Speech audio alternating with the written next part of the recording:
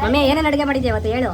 ಅಡುಗೆ ಹಾಂ ಕುಂಬಳಕಾಯಿ ಹಾಂ ಪಲ್ಯ ಹಾಂ ಕುಂಬಳಕಾಯಿ ಪಲ್ಯ ಬಸ್ಸಾರು ಹಾಂ ಇವರೇ ನಮ್ಮ ಅಪ್ಪ. ನಮ್ಮ ಮುದ್ದೆ ಅನ್ನ ಸಾರು ಹಾಂ ಕುಂಬಳಕಾಯಿ ಹ್ಞೂ ಬಟಾಣಿ ಹಾಕಿ ಬಸ್ಸಾರು ಮಾಡಿದ್ದಾರೆ. ಬಟಾಣಿ ಹಾಕಿ ಬಸ್ಸಾರು ಮಾಡೋರೆ. ಇನ್ನು ತಿಂತಾರದಷ್ಟೇ ಪಲ್ಯ ಪಲ್ಯ. ಪಲ್ಯ ಅದು ಕೋಕಂದ ನೀನು ತಿನ್ನಮ್ಮ. ನಾನು ತಿಂದೆ ಕೋಕಂದ ನೀನು ತಿನ್ನವ. ನೀನು ತಿನ್ನು. ಇಲ್ಲ ನಾನು ತಿಂದೆ ನಿಮ್ಮ ಮುದ್ದೆ ಹಾ. ಬೇಡ ಬೇಡ ಅಲ್ಲ, ಏ, ತಿನ್ನಮ್ಮ. ಚೆನ್ನಾಗಿದೆ ಕೊಡು.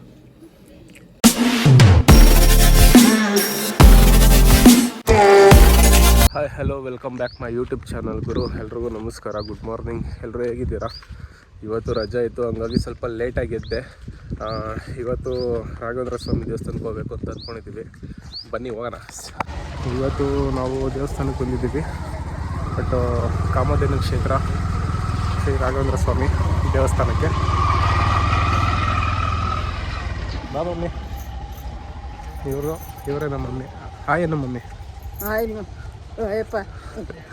ಹಾಯ್ ಹಾಯ್ ಎಲ್ರಿಗೂ ಹೇಳು. ಹಾಯ್ ಎಲ್ರಿಗೂ. ಹಾಯ್ ಮಗನೇ ಎಲ್ರಿಗೂ. ಹಾಂ, ಹಾಗೆ ನಮ್ಮ ಅಪ್ಪನ ಹಿಂದೆಗಡೆ ನಾವು ಹಾಗೆ ಹೊರಟು. ಬಟ್ಟು ದೇವಸ್ಥಾನ ತುಂಬ ಅಂದರೆ ತುಂಬ ಚೆನ್ನಾಗಿ ಮಾಡಿಸಿದ್ದಾರೆ. ಬಟ್ಟು ನಾನು ಯಾವಾಗ ಒಂದು ಸರಿ ಬಂದಿದ್ದೆ ಅಷ್ಟೇ. ಬಟ್ ಅದಾದಮೇಲೆ ಬಂದಿರಲಿಲ್ಲ.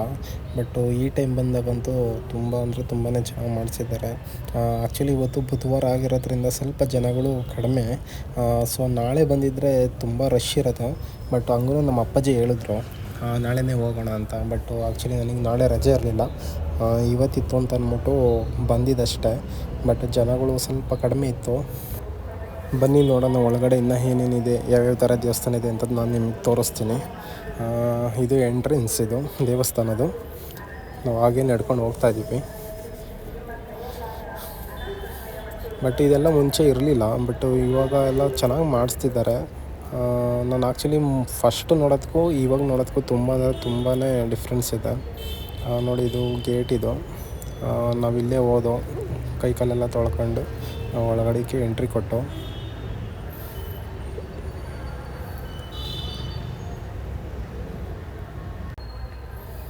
ಇಲ್ಲೆಲ್ಲ ಕಾಲು ತೊಳೆಯೋದಕ್ಕೆಲ್ಲ ವ್ಯವಸ್ಥೆ ಎಲ್ಲ ಮಾಡಿದ್ದಾರೆ. ಇಲ್ಲೇ ಕೈ ಕಾಲೆಲ್ಲ ತೊಳ್ಕೊಂಡು ನಾವು ಹಾಗೆ ಒಳಗಡೆಗೆ ಹೋದೋ. ನೋಡಿ ದೇವಸ್ಥಾನ ಯಾವ ಥರ ಇದೆ ಅಂತ, ತುಂಬಾ ಚೆನ್ನಾಗಿದೆ.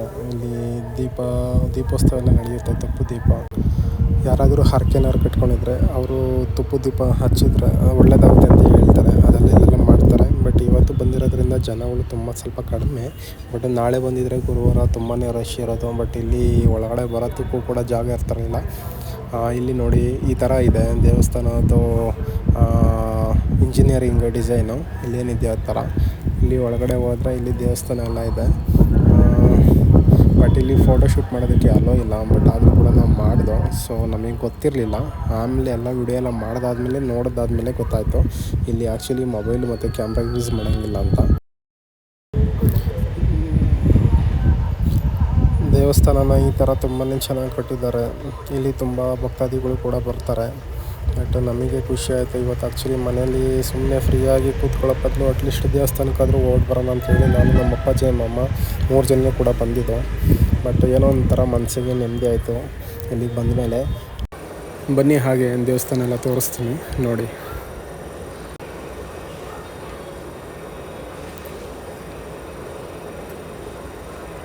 ತುಂಬಾ ಖರ್ಚು ಮಾಡಿ ದೇವಸ್ಥಾನ ಕಟ್ಟಿದ್ದಾರೆ ಅಂತ ಅನಿಸುತ್ತೆ. ತುಂಬ ಚೆನ್ನಾಗೆಲ್ಲ ಮಾಡಿಸಿದ್ದಾರೆ.